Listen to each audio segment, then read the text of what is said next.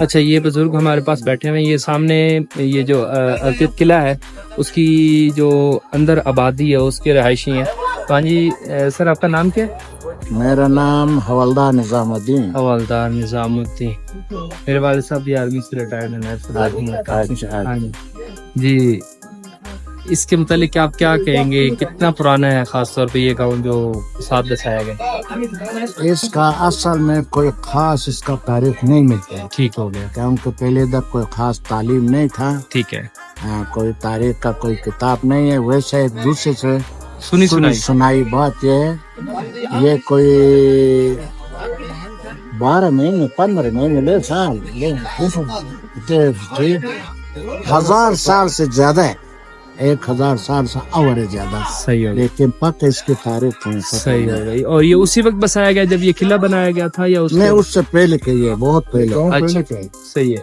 یہ پہلے یہ قلعہ سے یہ فورٹ بنا ہوا نا. ہاں جی. یہ فورٹ سے پہلے. اچھا یہ فورٹ جو ہے یہ کتنے سال پرانا ہے؟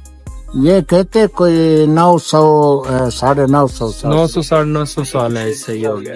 اور یہ گفٹ کیا تھا خانہ کو حمزہ کو. یہ ابھی گفٹ ہوا. ہاں پہلے یہ بنا ہے عوام نے بنایا ہے. ٹھیک ہے.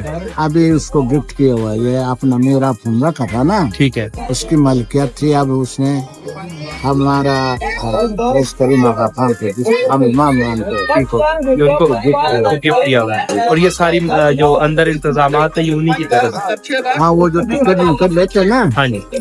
وہ لیتے پھر ہمیں کچھ پرسنٹی کے حساب سے اس گاؤں کو دیتے. 30% ہمیں دیتے. اچھا اس کا مطلب ہے چیریٹی پرپز کے لیے کیا ہوا. یہ بہت اچھی بات ہے. یہ مجھے ابھی آپ نے بتائی. ویسے انہوں نے نہیں انفارم کیا تھا اس بارے میں.